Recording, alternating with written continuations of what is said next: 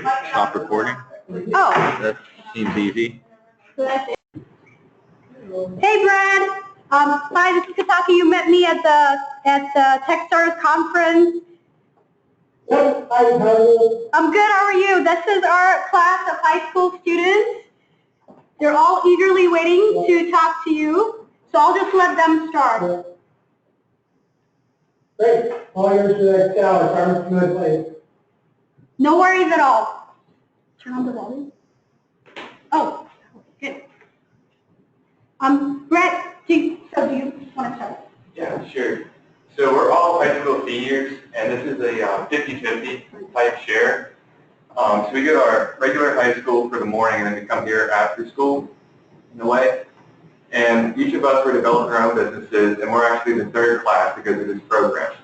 So it started 3 years ago as a conjunction between the intermediate unit, which is like an educational system around us, and the E-Center, and now we're completely funded by the E-Center and the business incubator here. So I think I can speak for our whole class, but we really find this beneficial because we're not only just going to school and learning whatever stuff they have for us to do, like standardized test-wise, but we're actually learning how to set up businesses, pursue some type of thing in entrepreneurship or business in general. Great. Well, what do you all want to talk about today? You have questions, right? They have a whole list of questions for you. All right, let's do some questions. And there's a bad echo when I talk. Everyone that's on the GoTo meeting, could you please mute? Sorry, Brad, we have some people attending with the GoTo meeting, so. Go into the system and do whatever. Oh. He said, leave me, sure, I'm out. Ryan. You know what? Let me try something. Just. Oh, that. Hang on. I think it's because that's too loud. Is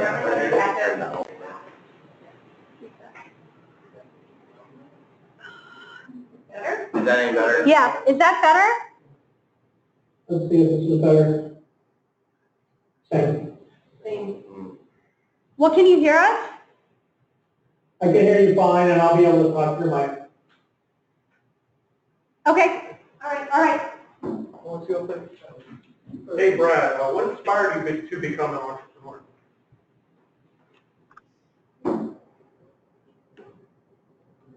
Good. I'm going to check.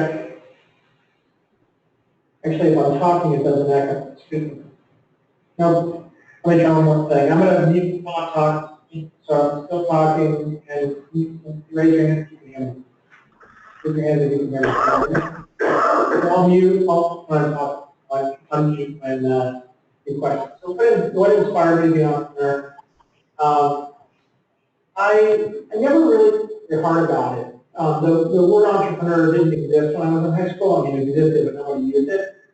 When I was in high school, I was a sort of typical nerd. It was in the 1980s. I liked computers. I had gotten an Apple II for my bar mitzvah when I turned 13. And just was always playing with computers. I had sort of an active, normal high school life. I was on a track team, and I had a girlfriend and had a bunch of friends. But I did like programming and writing software. And as a result, my dad, who was a doctor, you guys can hear me okay? I see all the excitement. Okay. I'm muting the caller. Sorry, we're good. My dad, who was a doctor, had a couple of patients that he hooked me up with while I was in high school. One guy named Eugene Scott. And Eugene had started a company with his son. And his son, Brian, was a doctor. And they created in the early 1980s technology that was the 1980s equivalent of what Siri or Alexa is today. So it was, you put a little headset on and you could talk to your computer, and your computer could recognize your speech. Now it was very, very, very early technologically.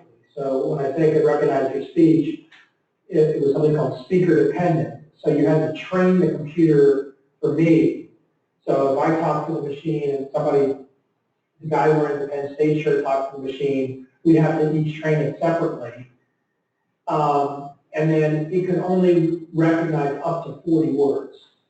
So very limited technology relative to today, but it was real breakthrough then. It was a good-sized business that they started. So I started having lunch with Mr. Scott maybe once every 3 or 4 months, and just talking about technology and their business, and I'd go see their business. And he introduced me when I was a senior to a husband and wife team named Helen and Chris Aves. And they had started a company. They were the only 2 employees. It was a 2-person company to write software for the oil and gas industry on PCs. And PCs were just starting to be able to be used for that type of software. They're powerful enough to do something that was useful. And I spent the summer of my high school and then I spent part-time while I was in college continuing to write software for them. So I had these experiences when I was y'all's age that's similar to what you're doing, right? Putting time and energy early on into this experience of creating things from scratch, learning a little bit not just about technology but about business, and being involved in both of those simultaneously, and then having a handful of mentors, people like Mr. Scott, Chris and Hella, and a few others who essentially took me under their wing and spent time with me. So that's how I got involved in it initially. When I graduated college, I had already started my first company. So I never really thought about getting a job anywhere, right? I was so oriented around this idea from high school thing, and because I liked creating stuff, I liked playing around with stuff, I liked tinkering, I was intellectually curious, but I also had these adults who would spend time and help guide me, help point me in different directions, help me learn different things. So that's how I got started.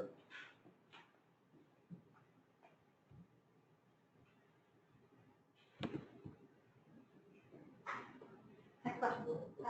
If you could tell your 18-year-old self anything, what would it be? So I would tell myself a couple of things. The first is I would tell myself to travel more. So I was lucky as a kid. My parents like to travel. They still like to travel. And we travel around the U.S. a fair amount. But I didn't travel internationally very much. And when I was in college, and then after college, I did a few international trips. But to places that I would consider in hindsight that were not very challenging. I went to London, I went to Germany, I went to Paris, I visited Mexico, I visited Canada. They have different cultures, and the experience of being a non-French speaker in Paris for a week when you're a teenager is interesting. But it didn't really stretch me that much in hindsight. And I was in my mid-20s, I was working intensely, I was married, I was still traveling, and I was traveling for work, and Amy and I, my wife, would travel on vacation. But because I hadn't, at a younger level, traveled in a challenging way, gone to the Middle East, gone to South America, gone to Asia, gone to third world countries, spent a month, in places with, no running water, wandered geographies where not only did I not speak the language, but I didn't know the culture. Even today at 51, I'm uncomfortable going to certain parts of the world. And when I go to those parts of the world, now I do them in a way that is, I would say, functionally detached from reality. So Amy and I went to Dubai year and a half, 2 years ago. We had a great trip to Dubai. But our trip to Dubai was, first class. We stayed in a fancy hotel. We were part of a tour with Wellesley College where she went to school that was an art tour. So we went and looked at private art collections in rich people's houses. We had rainy dinners. We saw Dubai, but we didn't experience Dubai. We got a feeling for Dubai, but not deep in it in a way that was, I would say, comfortable and self-sufficient. So that would be one big one. I would have traveled more. Second, I would have explored more different things intellectually. So I've always been a huge reader. I read 50 to 100 books a year. I love to read. My wife, Amy, loves to read. Our idea of a good time on a Friday night is to lay on the couch together and read books. I told you I was a nerd. I'm still a nerd. And unfortunately, I married a nerd. But what I didn't do when I was in college was I didn't explore broadly enough. And again, at 18, I didn't explore broadly enough different kinds of things intellectually. I was very interested in computers. Turned out I ended up being very in business, which at the time was called business versus entrepreneurship. I went to MIT. I took a couple of concentrations in areas that did stretch me. I took a number of classes, 3 classes or 4 classes in Russian literature. So I read a bunch of classical Russian literature and did a bunch of things around the history of Russia in the arts. My mother's an artist, so I took a bunch of art and architecture-related classes and learned a lot about it, but it kind of stopped there, right? I didn't keep going in different places on different dimensions, and I would have done more of that. I find as I'm older, I'm doing more of it. I think I was, if I gave myself advice then, it was, hey, don't be resistant to just being a beginner at some random thing if you like it.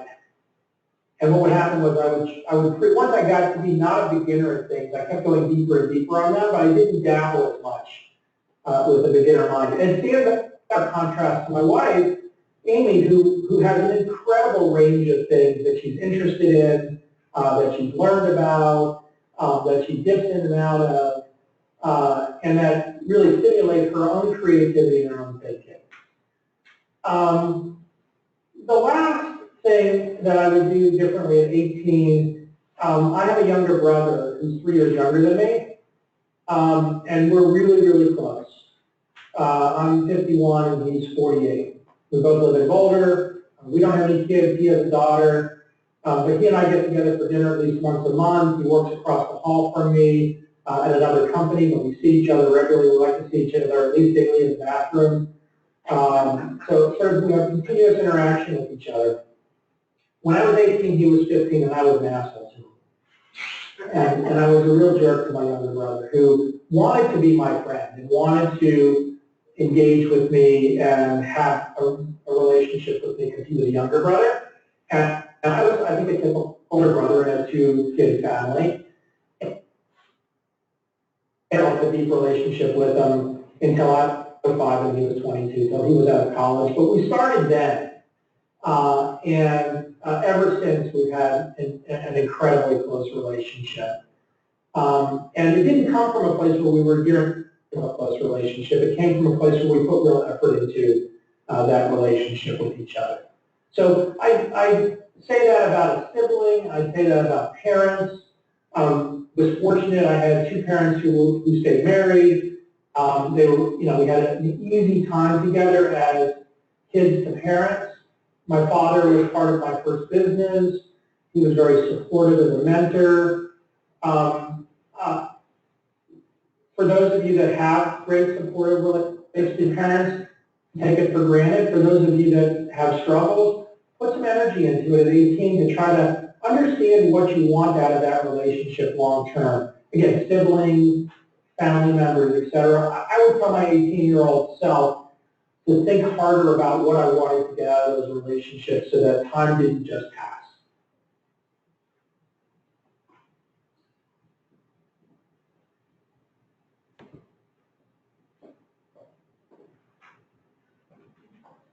I have a question. I read on your website that you ran in 25 marathons. What was your favorite marathon and why? I have, I don't have a single favorite. I have some marathons that were awesome and some marathons that were awful. I have very few marathons that are in between. I'm going to separate them into big city marathons and tiny marathons. Because there's a huge difference between running in Chicago, the Chicago Marathon, which I really love, which had 40,000 people in it. And, you know, it was a beautiful day.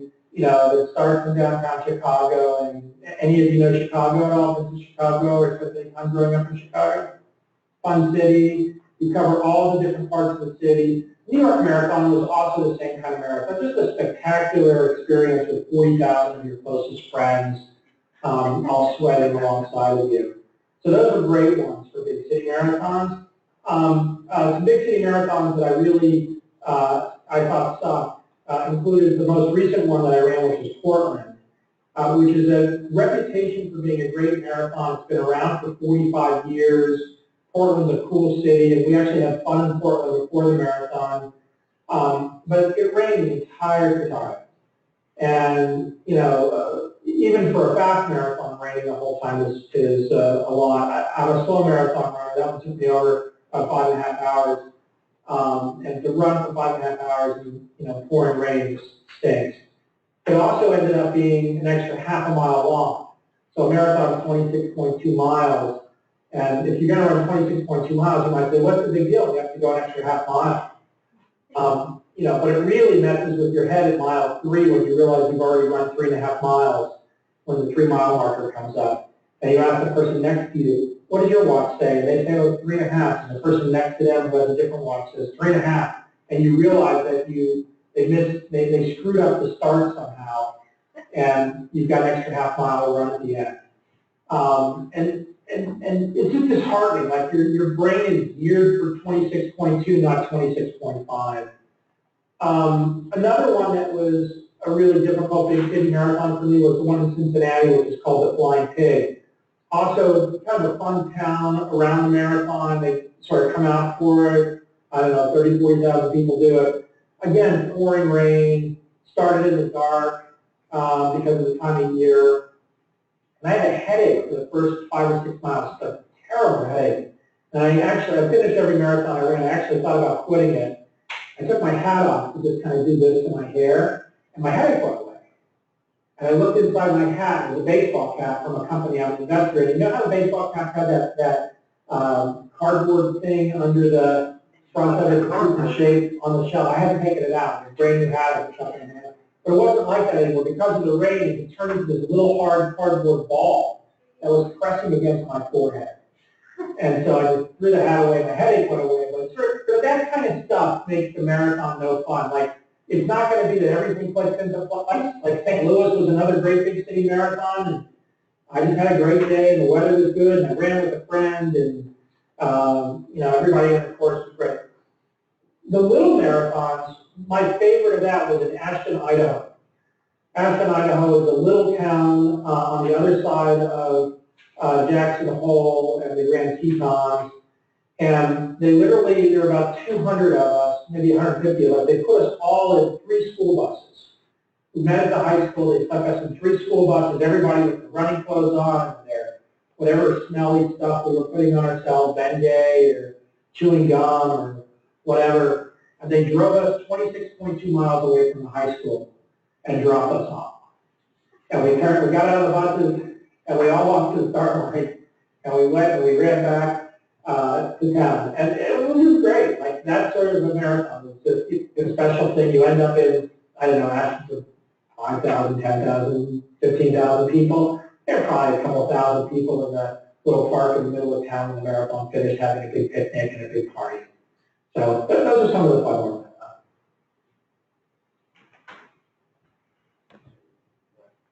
So you said you read a lot. I was wondering how you manage, like, to read that much with, like, all that you do, and, like, what you get from reading so many books.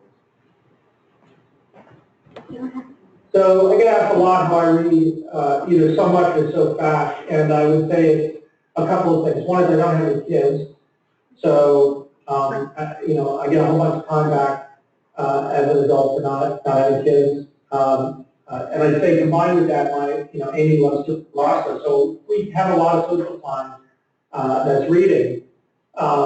We don't watch much TV. I think both of us would generally rather lay on the couch and read than watch TV, with a few exceptions of shows that we like to watch. So we don't have a TV in our house except for in a room that is the TV room. And our default mode is not go watch TV. Our default mode is plop down on the couch and pick up, your Kindle, and start wherever you were. And then the third is because I've read a lot, I read fast. And it's like so many other things. If you practice at it, you get better at it. And this is especially true for certain types of books. Any sort of nonfiction, business book, biography. But I would say especially this sort of classical nonfiction, or something that, it doesn't have to be a business book, but something that somebody's trying to talk about. A lot of those books have big sections of them that are skimmable. And you learn to read quickly. I'm still reading the whole book, but there's sections of the book that I'm skimming because either I know it already, or it's not that interesting, or by the time I get to page 30 or 40 of the book, I figured out the writer's style, and so I'm looking for the key points rather than all the words that go in. I read a lot of fiction. Part of what I do from the perspective of being an investor and an entrepreneur is I read science fiction because of the idea of trying to see what people envision the future to be. I particularly like science fiction that was written 20 or 30 years ago about today, because you get some things really, really right and some things really, really wrong. And authors that I especially enjoy, for those of you that like to read, include Philip K. Dick, Robert Heinlein, Isaac Asimov, from sort of that genre. And then I also like reading science fiction books written today, kind of about the next 5 years from now. So it's stuff that you can kind of imagine could possibly happen 5 or 10 or 50 years from now. So I call it near-term science fiction. And some authors there that I would call out would be Elliot Pepper, William Pertwee, and Daniel Suarez. And these are books, they're incredibly fast-paced, action-adventure kind of science fiction usually, about what's happening in society and where our society is going. The other thing that I really enjoy reading, in contrast to science fiction, is I like to read biography. So especially when something is going on, I find myself reading biography about a time period that helps me focus on perspective. So, we just went through a presidential campaign and election that was, particularly challenging. It was very hostile and acrimonious between, both parties. Very, very emotional for lots of people for lots of different reasons.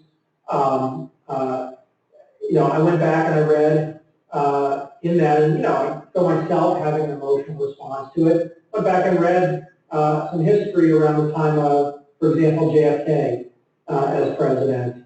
Read some history around a couple of presidents around the Civil War pre and post, right? Lincoln plus or minus a couple.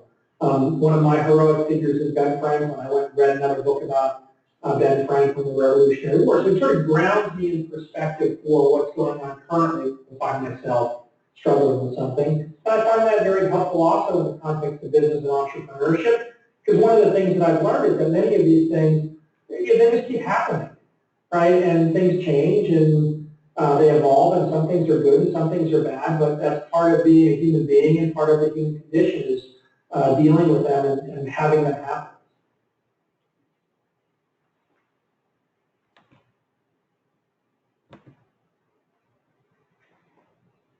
Was there ever a point in your life that you thought you were absolutely 100% going to fail? Many. And I've had a number of companies that I've absolutely 100% failed. I separate me as an individual from the businesses in terms of, and I think as an individual throughout your life, but part of the experience of having life is to have both failure and success. In a business context, failure, entrepreneurial context, failure is a normal part of all businesses. Even very successful businesses have many failures along the way. So instead of looking at it as a global arc of a binary, I'm successful or I've recognized, and I've learned this over time, I've recognized that failure is a part of any life process and that it's okay to fail. The key is to learn from the experiences that were not successful in which you failed. Now, I'll line up against that. You say, that's nice, Brad, you're 51, you're successful, your business, yeah, you've had failures, but you've had successes.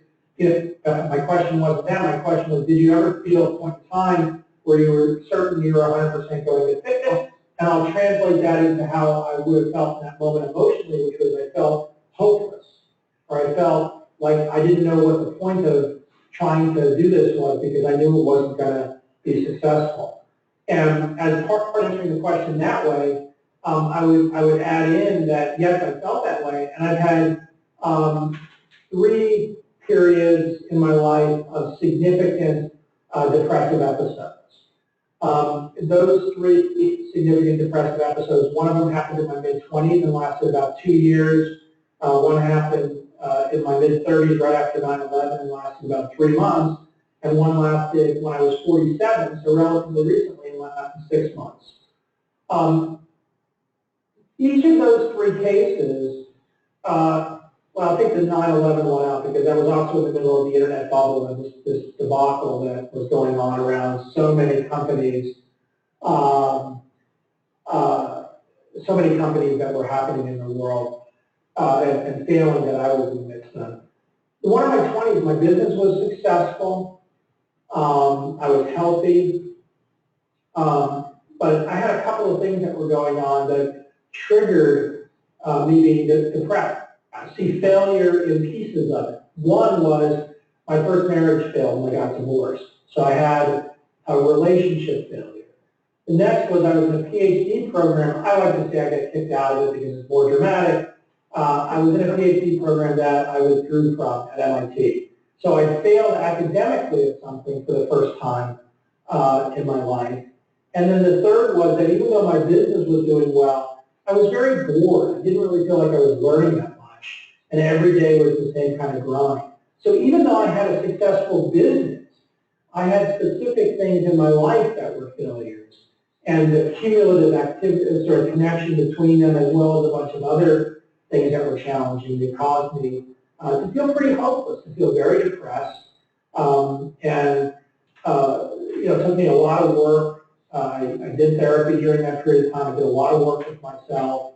I got into a new relationship, which was with Amy, and she was incredibly helpful in that part of my life and sort of navigating through that. I changed my relationship with my parents. I was 25 years old. I still had not really disconnected from my parents. Part of your job as teenagers is to start to disconnect from your parents. My bet is some of you are doing it better than others or possibly than others. Some of you, like me, may not be doing it very significantly yet. I didn't actually. I talked to my dad almost every day on the telephone until I was in my mid-20s.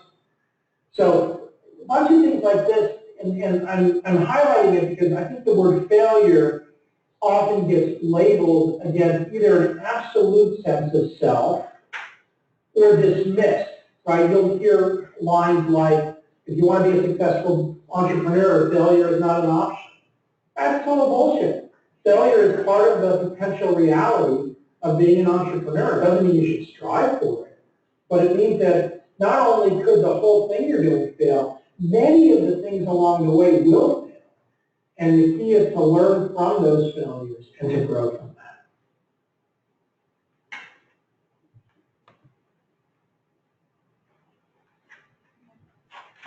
What was your journey like to get where you are now? What did you go through? So the journey was not planned in any way, shape, or form.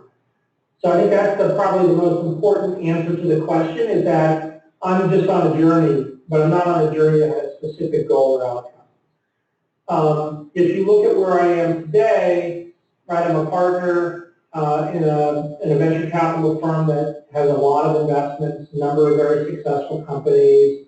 I live in Boulder, Colorado with an awesome woman that I've been married to now for about 25 years. I've been together for 25 years. I have 2 golden retrievers. I have lots of very close friends that I both work with and also have deep, intellectual, emotional relationships with. I'm healthy. I take care of myself. I run marathons. I work a lot. I read a lot. I travel plenty. And I would say that the work that I do is very stimulating and fulfilling to me. If you said to me when I was 21 years old, this is what you're going to look like, or 18 years old, this is what you're going to look like when you're 51, I would have said, great, that sounds neat. But I couldn't have given you a path to get to that place. I think you'll also notice that I describe myself, yeah, sure, work is in there, but work is not the defining characteristic of how I describe where I'm at today. And if I think about the path of work to where I am today, again, it wasn't planned. I never planned to be a venture capitalist, right? I didn't really plan to be an entrepreneur. I just started a company. And I started this company, and all of a sudden I had a company, and I had a partner, and then we had customers, and then we lost some money for a couple of months and realized we didn't have any money, so we had to actually make money if we wanted to have a successful business. So we started making money because we cut our costs and we focused on every month making money. And then 7 years in, the company got bought. I never planned to sell the company. Somebody approached us and bought the company. I worked for that company for a couple of years, which was a public company. And I learned I'd never done any deals before we sold our company to them. I never bought a company, or sold a company, or invested. And I got involved in helping them buy companies as the technical part of the acquisition team, but then I also made a bunch of investments with my own money. I helped start a few more companies. All of a sudden, I'm investing as an angel investor. One day, I woke up and a group of people that I was investing with and decided to start a venture capital firm. And I joined them, and we started a venture capital firm. So all of a sudden, I'm now a venture capital investor, but I'm still investing as an angel investor. I'm still starting companies. At some point along that way, I realized I couldn't keep doing that. And as a result, I decided just to be a VC investor. In the 1990s, I was living in Boston. When I sold my company in 1993, I told Amy that we'd be out of Boston by the time I was 30 years old. I grew up in Dallas, Texas. She grew up in Alaska. Boston was good to us, but it wasn't home. 2 months before I turned 30, she told me she was moving to Boulder, Colorado, to come with her if I wanted to. We were married, so that was more of an invitation. It was more of an absolute statement than anything else. So, if you look at all of these things, like if you said, well, was your plan to end up being a venture capitalist in Boulder, Colorado? Absolutely not. I never thought of that. So I let these things unfold in front of me. I did know what I was driven by. I've always been very intrinsically motivated, by learning. Let me describe intrinsic versus extrinsic motivation. My guess is some of you know the difference, but let me make sure we're talking about the same thing. Extrinsic motivation is that you get reward, satisfaction, motivation when something externally is said or done about you. Somebody says, hey, that's a good question. That makes you feel good. Hey, I asked a good question. Or you win first place in something, you get an award, you get your name in the paper, you get told that you were the best, student of the year or something like that. That's extrinsic. Nothing wrong with it, but that's a type of reward, type of motivation. Intrinsic, because that stuff doesn't mean much to you. So for me, if somebody says, hey, that was a really nice, if after this talk, you all sent me notes saying this was a great talk, awesome.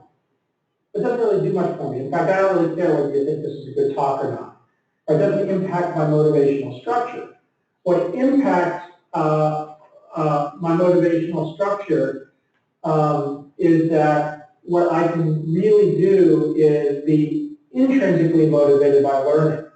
So as long as I learn something from from y'all today. That's part of my motivation for doing this. And that's the difference between intrinsic and extrinsic. It turns out for me, part of the reason I got depressed when I was 47, I'm intrinsically motivated by learning, but I'm not spending very much time learning. I'm spending a lot of time teaching. 47, got a lot of experience, lots of people are asking me to talk to them about various things. I'm spending a lot of time with the companies that I'm involved in a teaching mode versus a learning mode.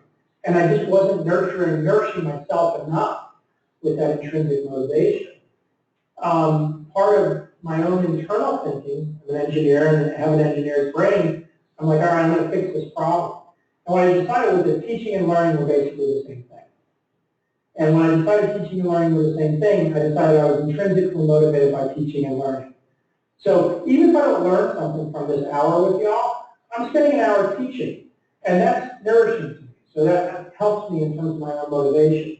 Go back to the extrinsic. If you say to me, hey Brad, what I got out of the hour with you that was teaching sucked, it was useless, it was a waste of an hour, that wouldn't make me not want to do it anymore. It wouldn't lower my motivational structure. What it would cause me to do is try to learn from it. Okay, well, why was that? Why did that suck? Why didn't I connect with you over this hour? How can I learn from that? Which again feeds my intrinsic motivation.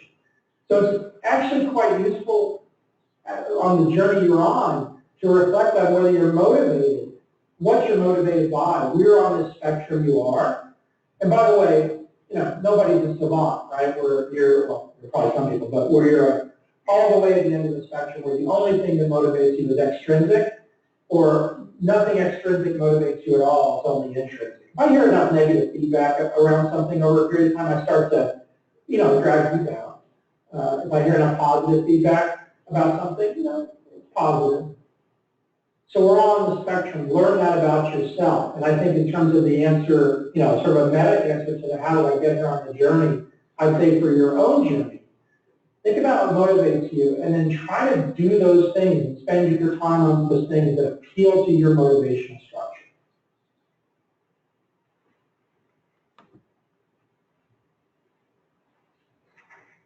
What's a typical day in your life like? Well, I'll answer it factually with my calendar from today. How's that? Today, here's what my calendar looks like. Let me see if I can be smart enough to share my videos.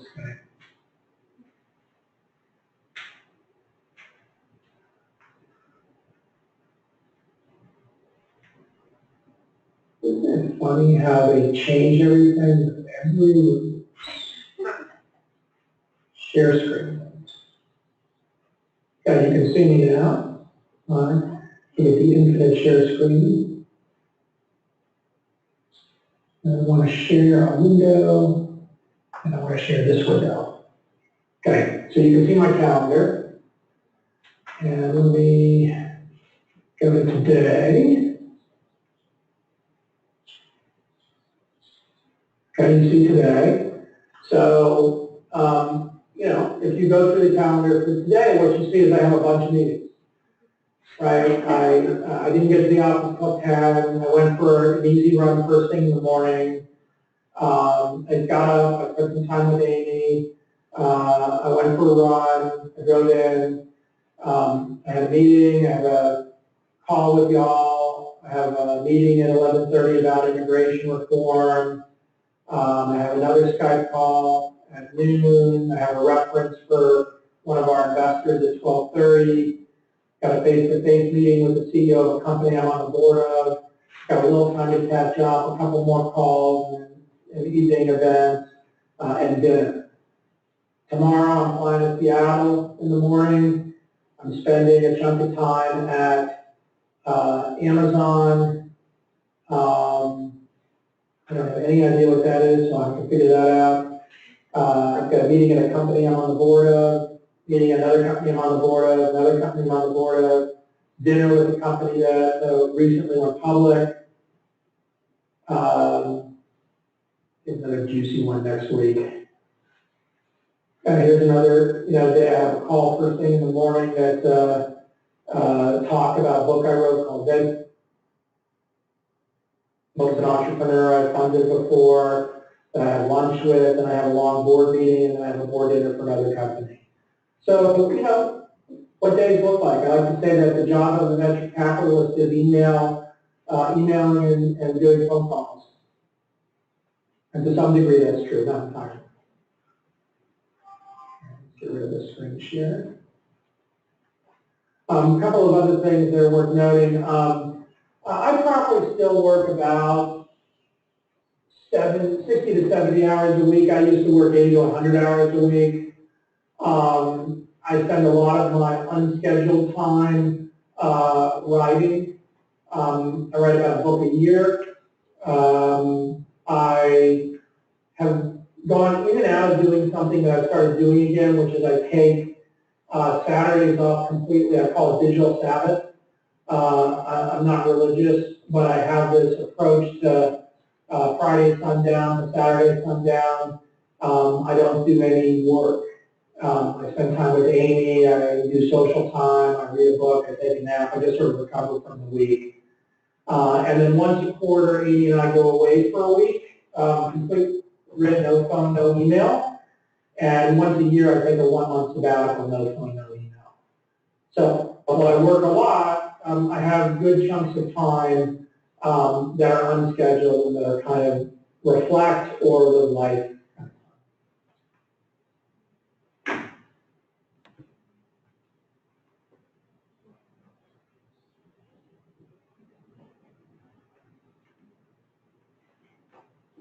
Can I ask something while you're thinking? Brad, I'm just going to quickly ask something, and it's on behalf of the youth of America, especially with all the hate that's going on right now. What are your thoughts on how what can we do? Because we want to all do something to stop the hate, to make it inclusive, to be the good Americans that we all are, and unfortunately there's a lot of top-down bad messaging that's coming to us and the youth. Do you have any ideas? Yeah, I love her, and I think the way you framed it is right. There has been an enormous amount of anger and hatred, and the word I'll use, that I like to use is vitriol. And some of it, you know, is driven off of, you know, people's emotions and realities, and others driven off of what I would say are people's value systems, which in a world or in an environment that encourages hatred and anger amplifies that. And in a world, you know, certainly the 8 years under President Obama, you know, the cultural norms within the United States have been much calmer, much more optimistic. Now all of a sudden, you know, the presidential election was part of it, but the cultural norms are encouraging that. We see more of it. The other thing, which is just a useful reference point before I give you a tool to think about, is, you know, in the last 4 or 5 years, communication has changed really dramatically. In the last 20 or 30, it's changed quite significantly. When I was a little kid, the way that we got your news and information about what was going on in the world was literally TV news at night, the evening news, or a newspaper which showed up in the morning. And that was the kind of news that you got as an adult. And as a kid, you talked about it with your parents. You might, you know, I always liked to read the newspaper from probably when I was about 13 or 14 on. So I read the newspaper in the morning. I never watched a lot of TV, so I didn't watch TV news, but every now and then you'd see something about it. And, you know, periodically there would be something that would capture everyone's attention for an extended period of time. You think about that dynamic today, right? How many of you are on Facebook? How many of you are not on Facebook? How many of you, oh, a couple, you know, rebels. How about Twitter? How many of you are not on Twitter? Double rebels. How about Snapchat? How many of you are not on Snapchat? So the amount of information, no rebels. So, you know, the amount of information coming at you, whether it's real news, whether it's, you know, made up stuff to try to get you to look at something, or whether it's somebody's opinion versus a fact, whether it's written by somebody who is a credible thought leader in an area, or written by somebody who just sat down one day and wrote a bunch of random shit. And then all of that messaging getting bounced around is so radically different today than it was 30 years ago.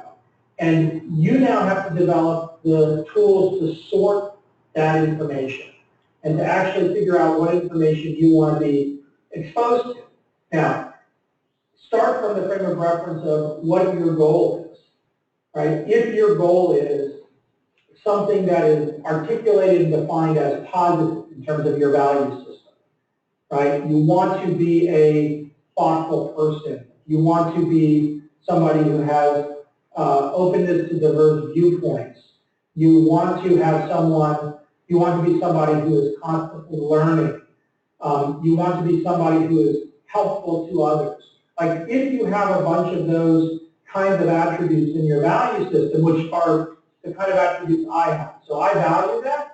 It's up to you whether you decide you value that or not. I'm not going to impose my value system on you. I think that's part of the neat thing about the U.S. is everybody gets to have their value system and articulate it. But let's assume that those are characteristics of your value system. In a world where those are characteristics of your value system, it becomes even more important to be critical about all the information that's coming at you, to figure out how to get information that's useful and factual, and how to filter out the noise, and then how to engage with other people when you see them engaging with things that are not in your value system or not factual. And my own experience with anger, with hatred, with irrational behavior, with people who don't have an open mind about different issues, about people who are not open to this, I'll use the word diversity as an easy one to capture a lot of different things.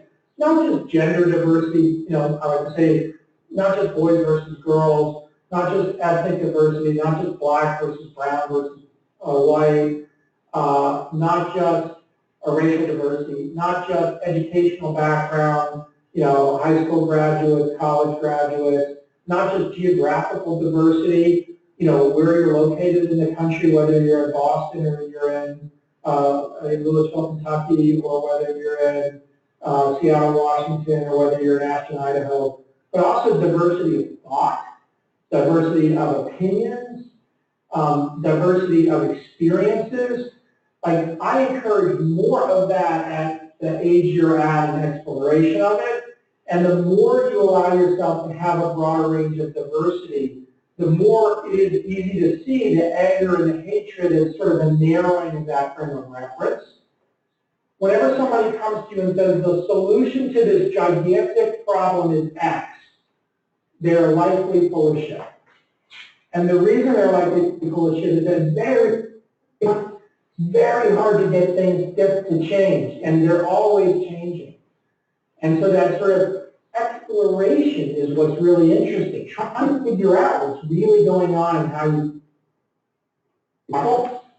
And so I encourage you to take that frame of reference and that attitude, sort of an inquisitive, open-minded learning approach, and not get emotionally wrapped up in the themes that people want you to follow.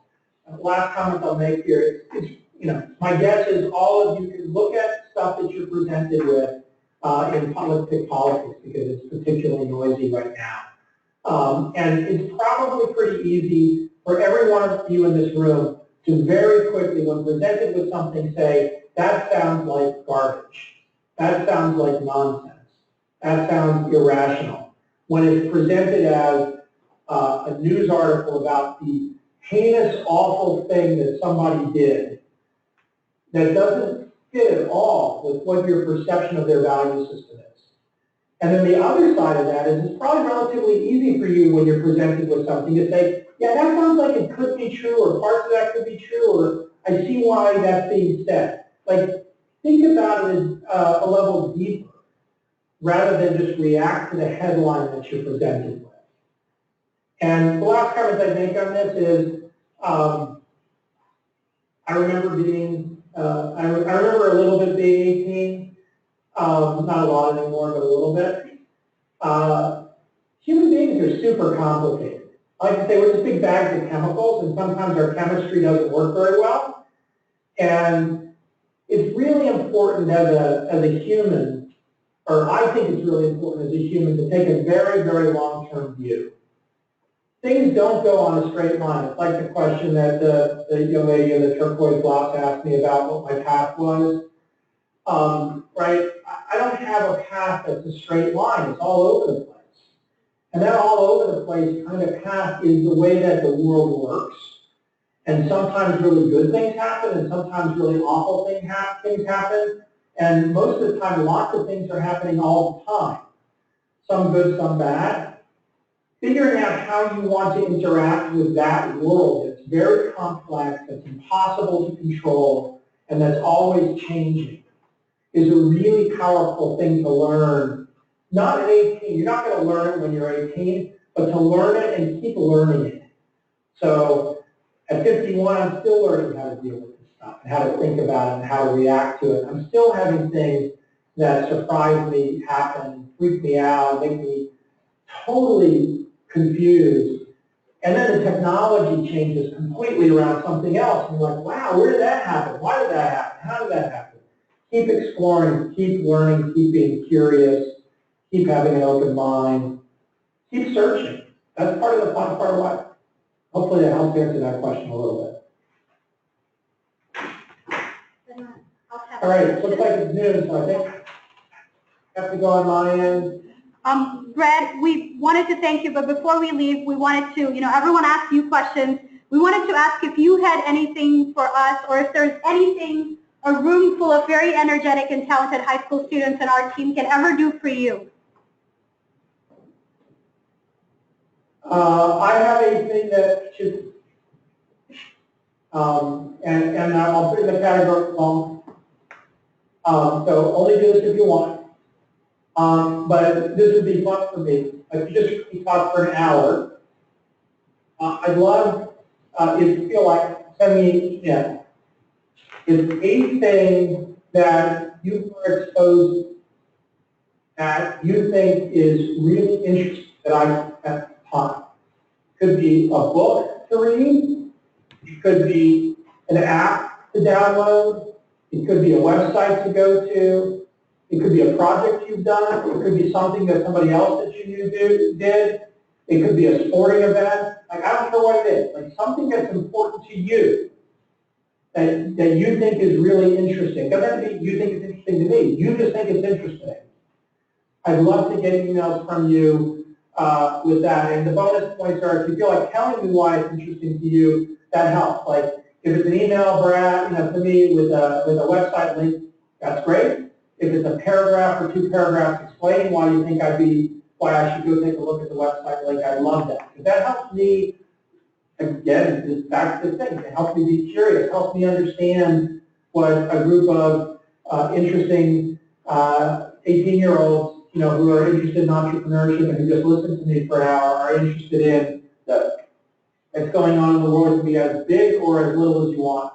My email is super easy. It's brad@feld, F-E-L-D.com.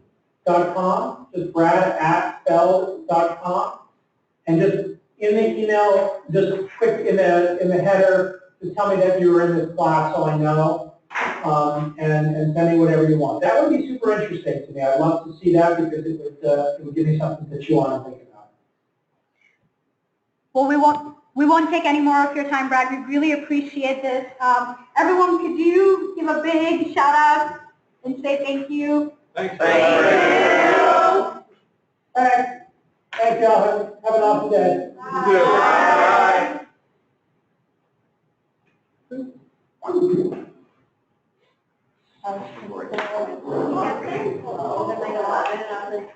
I'm a different time there. He was like, oh, it's 12. You laughed at me. Oh, it's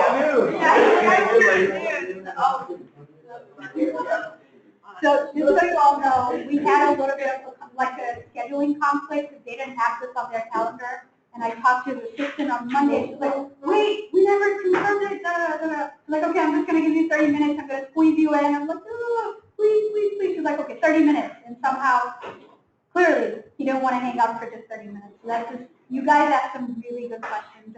And, most of the time people ask very questions that are with an agenda for how it can help them, because he knows everyone, and, oh, can you do this, can you do that? But your questions were just so, tell us about what you have done and how you've got there. So I'm sure it's a very unusual day and age. So thank you for that. Those were some great questions.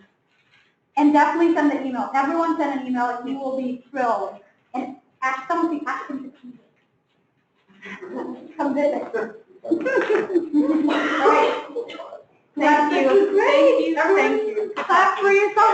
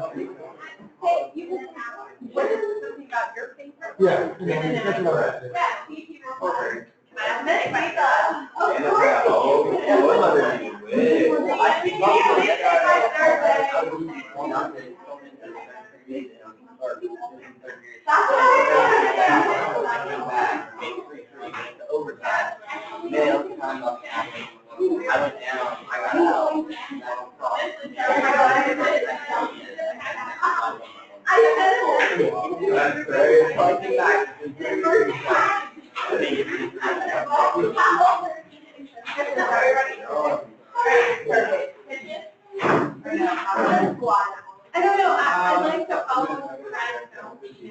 Okay. So we don't Does that work? Can I turn this phone off now?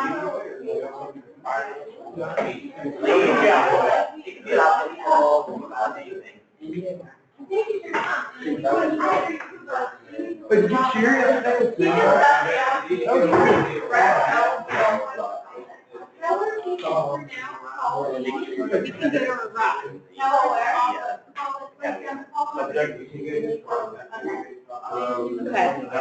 Should be still right. Yeah. Tomorrow? Yeah, it'd be like something that we should say here. He's done like probably 4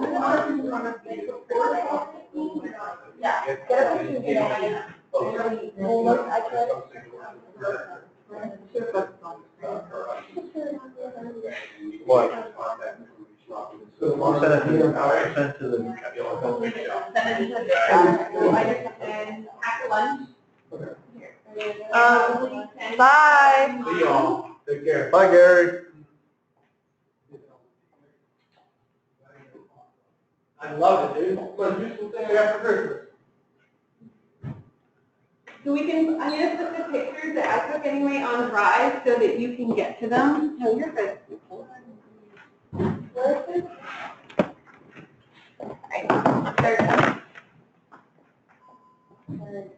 Oh, this is stuff. I don't have to do, we don't have to, but, what's I forget? It's like, it's not on Friday. It's on Friday. Oh. On Friday. You better be killed on Friday, yeah? You want to go to the plant that I said it's easier because it's having oh, come. Is that okay? Yeah. I said next week and Friday.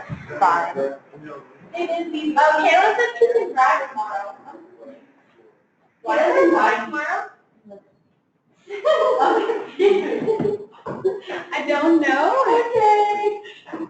Because I said I was like I can get you tomorrow. She's like I can drive tomorrow. Maybe it was like her parents.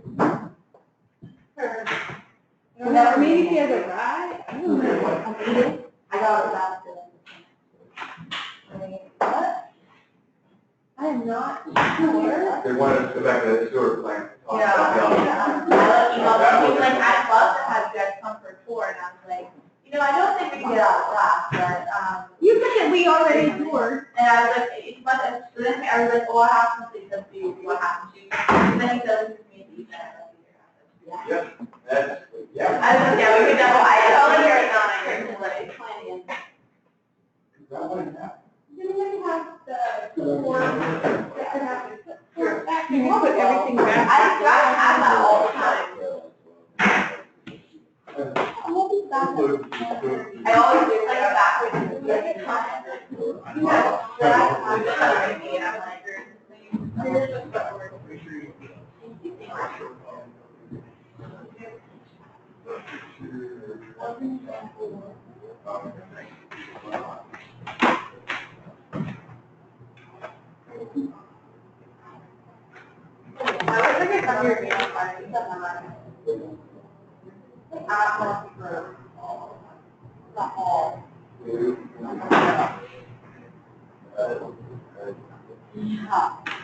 He is 268,000 followers. Yeah. What? Someone tweeted him on the tweet. Yeah. I don't know, it's me, Phil.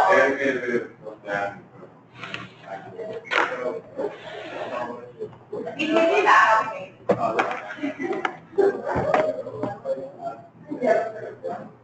Girls, like, play it. So the time to be all the time. Until 11:55 to 3:30.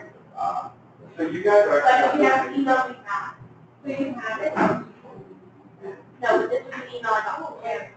You guys are already going? No. So. Is anybody else enjoying the marketing? Is it like this one? No. So that would be 3? So we have to go to the field trip tomorrow. So we have to go to the field trip tomorrow. If you want to go to that.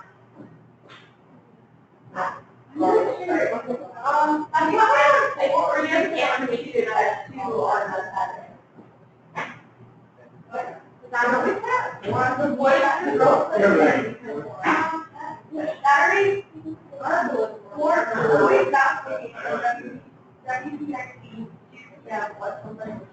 Dude, I want to go to the Kennedy game. Kennedy versus Lincoln Park. Well, besides the point. I know, it doesn't. Wow. Dude, I want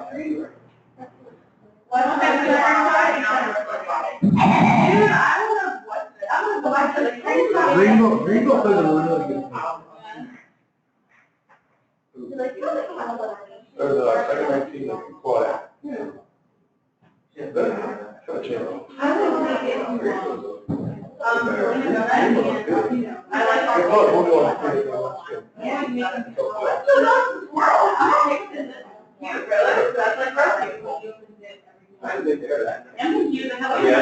They don't hate it, but they didn't hate anybody.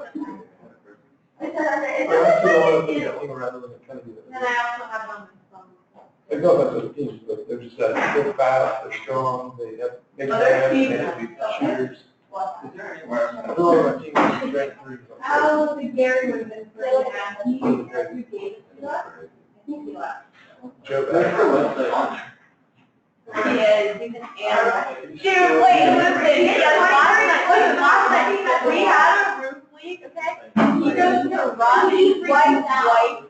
It was the funniest thing ever. He was so funny. I did. Did you say anything to you guys?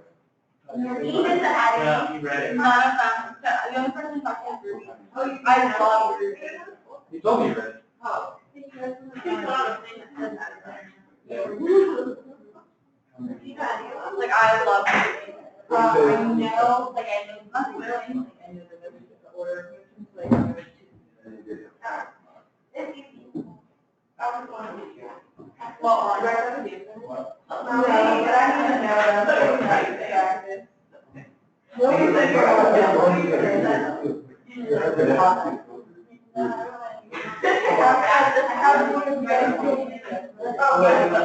I think I kind of forget, I think you're in it a little bit. That one? No,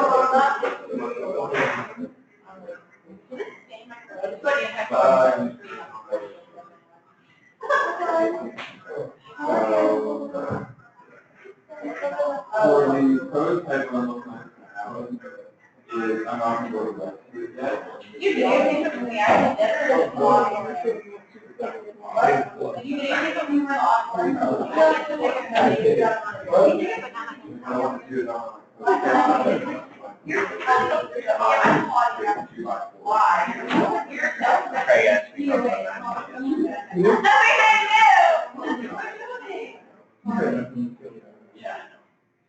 All right. taking that. You're really not sleeping well.